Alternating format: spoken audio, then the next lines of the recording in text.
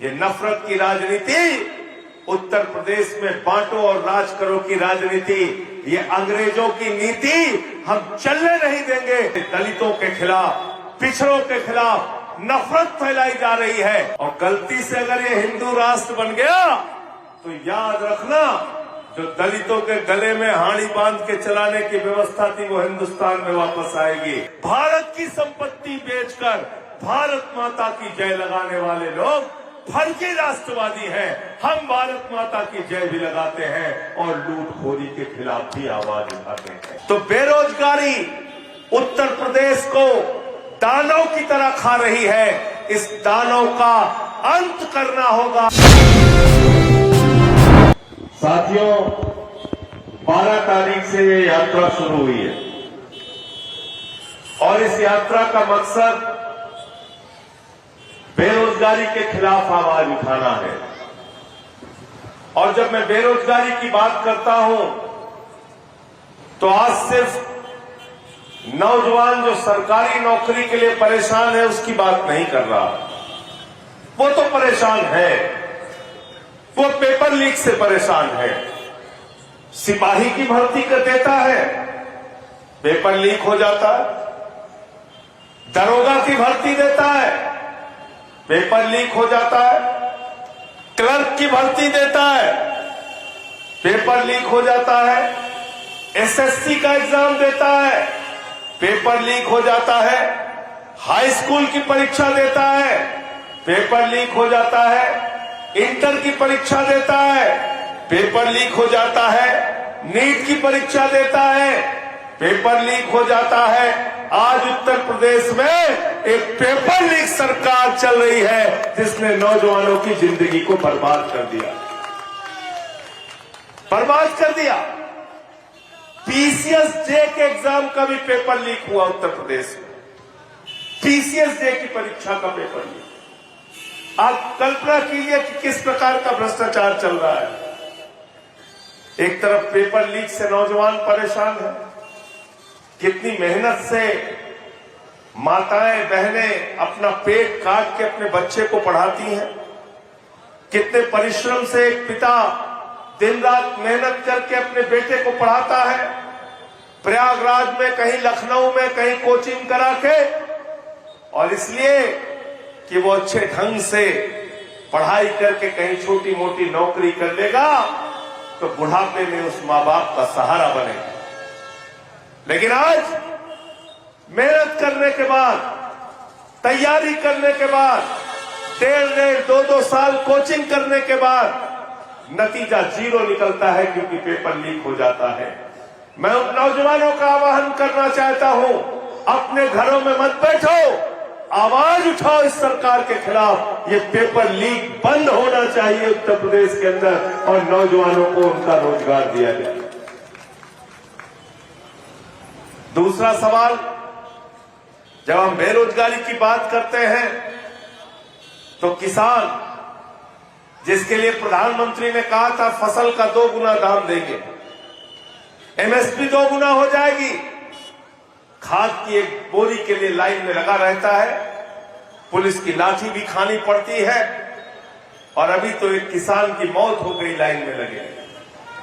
अभी पिछले दिनों की घटना है, एक किसान सीतापुर में फांसी लगा रहा था क्योंकि खाद नहीं मिल रही। किसान बेरोजगारी से परेशान, बुनकर समाज के लोग लाखों लाख उनकी बिजली का बिल आता है, उनका धंधा पूरी तरीके से बंद हो रहा है। रेहड़ी पर दुकान लगाने वाला गरीब आदमी जो दिन भर फुटपाथ पे बैठा रहता है कि 200-500 रुपए कमा के जाऊंगा तो हमारे घर में चूल्हा जलेगा, हमारे बच्चे स्कूल की फीस जमा कर पाएंगे, उसकी दुकान पे भी बुलडोजर चला दिया जाता है। तो बेरोजगारी उत्तर प्रदेश को दानव की तरह खा रही है। इस दानव का अंत करना होगा। सबके हाथ को रोजगार चाहिए। संजय भैया जिंदाबाद, जिंदाबाद, जिंदाबाद। दूसरा सवाल है सामाजिक भेदभाव का। आज मुसलमानों के खिलाफ जिस तरह से नफरत फैलाई जा रही है उत्तर प्रदेश में, कहीं मॉब लिंचिंग हो जाता है, कहीं उनके मस्जिद के सामने पहुंच के हंगामा किया जाता है, हल्ला किया जाता है, कहीं उनके घरों पे, उनके दुकानों पे, उनके मकानों पे बुलडोजर चलाया जाता है। ये नफरत की राजनीति, उत्तर प्रदेश में बांटो और राज करो की राजनीति, ये अंग्रेजों की नीति हम चलने नहीं देंगे। ये उसके खिलाफ भी यात्रा निकली हुई है। दूसरी बात, आज दलितों के साथ जिस प्रकार से दुर्व्यवहार हो रहा है, हमने पिछले दिनों काकोरी में देखा, एक पासी समाज के बुजुर्ग, 70 साल के बुजुर्ग, और उनको, कासी समाज के उस बुजुर्ग को मंदिर में पेशाब चटवाई गई। सोचिए किस तरह का समाज हम बना रहे हैं। सीआरपीएफ का एक जवान बुलंदशहर में, उसको शादी में घोड़ी पे नहीं चढ़ने दिया गया। एक एटा मैनपुरी का मामला सामने आया, कथावाचक का सिर मुड़वा दिया गया। एक सोनभद्र का मामला सामने आया, एक दलित के सिर पे पेशाब किया गया। और तो और हरिओम वाल्मीकि की रायबरेली में मॉब लिंचिंग करके हत्या कर दी गई। आज उत्तर प्रदेश में जिस प्रकार से दलितों के खिलाफ, पिछड़ों के खिलाफ नफरत फैलाई जा रही है, उस नफरत के खिलाफ भी ये पदयात्रा है। और हम चाहते हैं नफरत की राजनीति का सफाया हो, अमन चैन के साथ लोग रह सके। अभी मुझसे पत्रकार पूछ रहे थे, कह रहे थे एक बाबा ने हिंदू राष्ट्र के लिए सब पदयात्रा निकाली है। बाबा जी ने हिंदू राष्ट्र के लिए पदयात्रा निकाली है। मुझे जरा बताओ, क्या भारत के संविधान के खिलाफ कोई बोल सकता है क्या? आवाज लगा के बताइए, बोल सकता है क्या? बाबा साहब ने जो संविधान लिखा है उसके खिलाफ बोल सकता है क्या? संविधान में क्या लिखा है?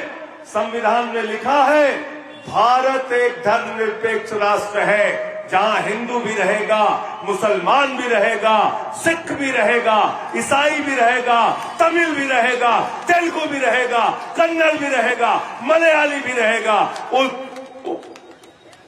नॉर्थ ईस्ट वाला भी रहेगा, और साउथ वाला भी रहेगा, नॉर्थ वाला भी रहेगा, वेस्ट वाला भी रहेगा, बंगाल वाला भी रहेगा, उड़ीसा वाला भी रहेगा। अगर यह परंपरा शुरू हो गई, यह बहुत ही खतरनाक परंपरा है। यह देश को तोड़ने की परंपरा है, यह संविधान के खिलाफ परंपरा है। हमें भारत का संविधान प्यारा है। देश के प्रधानमंत्री ने संविधान पे शपथ ली है, योगी आदित्यनाथ ने संविधान पे शपथ ली है, अमित शाह ने संविधान पे शपथ ली है, और संजय सिंह ने भी संविधान पे शपथ ली है। और उस संविधान में लिखा है भारत एक धर्मनिरपेक्ष राष्ट्र है। जिंदाबाद जिंदाबाद। लिखा है कि नहीं लिखा, बताओ? लिखा है कि नहीं लिखा है? तो मैं इस मंच के माध्यम से कहना चाहता हूं, ये देश किसी बाबा के फरमान से नहीं चलेगा, बाबा साहब के संविधान से ये देश चलेगा। किसी बाबा जिंदाबाद जिंदाबाद जिंदाबाद। और अगर ये परंपरा शुरू हो गई तो कल को तमिलनाडु वाला कहेगा हमको तमिल राष्ट्र चाहिए, कोई तेलुगु वाला कहेगा हमें तेलुगु राष्ट्र चाहिए, कोई तेलंगाना वाला कहेगा हमको तेलंगाना राष्ट्र चाहिए। ये हमारे विनय पटेल है, कहेंगे हमको अयोध्या प्रांत का अयोध्या राष्ट्र चाहिए। ये पवन तिवारी कहेंगे हमको काशी राष्ट्र दे दो, काशी राष्ट्र। ये अंकुश चौधरी मेरठ के जिलाध्यक्ष कहेंगे मेरठ को ही एक राष्ट्र बना दो। हमरे सब कहा सुल्तानपुर के एक राष्ट्र बना लो, होकर राष्ट्रपति हम बन जाओ, कौन बुराई है भैया? प्रतापगढ़ के राष्ट्रपति इनका बना दीजिए, दिनेश उपाध्याय का। ये देश को तोड़ने की परंपरा है, देश को तोड़ने की कार्रवाई है। सावधान रहना, सावधान रहना। और गलती से अगर ये हिंदू राष्ट्र बन गया तो याद रखना, जो दलितों के गले में हाड़ी बांध के चलाने की व्यवस्था थी वो हिंदुस्तान में वापस आएगी। इसलिए हमको कोई हिंदू, मुस्लिम, सिख, ईसाई के नाम पे राष्ट्र नहीं चाहिए। हमको एक धर्मनिरपेक्ष सेकुलर राष्ट्र, जो बाबा साहब ने संविधान में लिखा है, वही राष्ट्र चाहिए। बाबा साहब अमर रहे, अमर रहे, अमर रहे। तो तमाशा चल रहा है देश में। ये फर्जी राष्ट्रवादी लोग हैं, इनसे सावधान रहना। ये वेश बदल के लूटने वाले लोग हैं। कहा कि भारत माता की, तो भारत माता जय लगा तो आज जेब काटे वाला काम करता है। तो चिल्ला का महंगाई बढ़ रहा है, भारत माता की। तो कहता 8-8 घंटा बिजली ना हो क्या भैया, हमारा लड़कियों सोए ना पर, भारत माता की।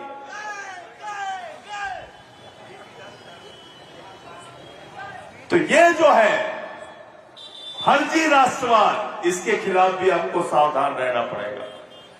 ये भारत माता की जय लगा के, वंदे मातरम कह के भारत की संपत्तियां बेची जा रही हैं, उस पर भी निगाह रखो।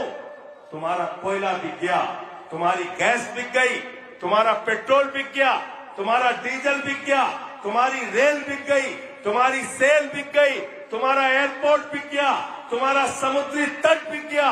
हिंदुस्तान को बेचने का काम देश के प्रधानमंत्री अपने दोस्त अडानी के नाम पे कर रहे हैं। वो इंडिया के लिए काम नहीं कर रहे हैं, अडानी के लिए काम कर रहे हैं। इस बात के खिलाफ भी ये यात्रा है।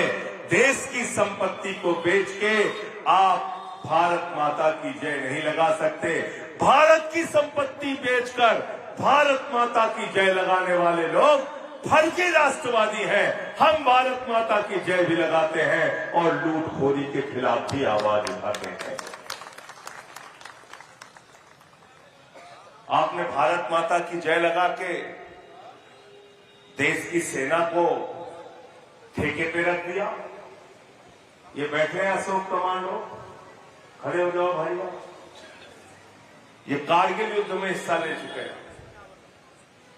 हमारे वीरेंद्र फौजी भी है, फौजी है, अच्छा ये है, देखिए ये भी कारगिल में युद्ध में हिस्सा लिए। मैं इन लोगों से पूछ रहा था कि जब देश के खिलाफ कोई युद्ध होता है तो कैसे जवानों को लड़ने के लिए भेजा जाता है। तो कमांडो अशोक ने बताया कि जो 5 साल तक फील्ड में काम कर लेता है जवान, जो सैनिक 5 साल तक फील्ड में काम कर लेता है, युद्ध की स्थिति में उसको ही भेजा जाता है लड़ने के लिए। आपने तो 17 साल में कहा भर्ती हो जाओ, 21 साल में रिटायर हो जाओ। बाप नौकरी करता है, बेटवा रिटायर हो गया। बाप बहन नौकरी करता है, बेटवा रिटायर हो गए। अग्निवीर बनाए रहा है। अग्निवीर मोदी जी 75 साल की उम्र में तीसरी बार प्रधानमंत्री बनी है और तुहार लड़का अग्निवीर बन जाए, 4 साल में रिटायर हो जाए। 4 साल में रिटायर हो के घर बैठे। ये चाहता कहा शब्द ने बताओ जाओ, ये चाहिए। तो ये यात्रा इसलिए भी है कि भारत माता की सुरक्षा के साथ समझौता नहीं हो सकता। भारत की सेना को ठेके पर नहीं रख सकते। जैसे सेना में पहले भर्ती होती थी, उसी तरीके की भर्ती आज भी होनी चाहिए। 17 साल 20 साल जो नौकरी जवानों की थी, वो नौकरी उनको मिलनी चाहिए, उनको पेंशन मिलनी चाहिए, उनको कैंटीन का लाभ मिलना चाहिए, उनको इलाज का लाभ मिलना चाहिए, अस्पताल का लाभ मिलना चाहिए। जो सुविधाएं पहले मिलती थी वही मिलनी चाहिए। आप कहते हैं सैनिकों के लिए आपके पास पैसा नहीं है, अडानी के लिए लाखों करोड़ है। ये व्यवस्था हम लोग चलने नहीं देंगे। तो ज्यादा लंबी बात करने की जरूरत नहीं है।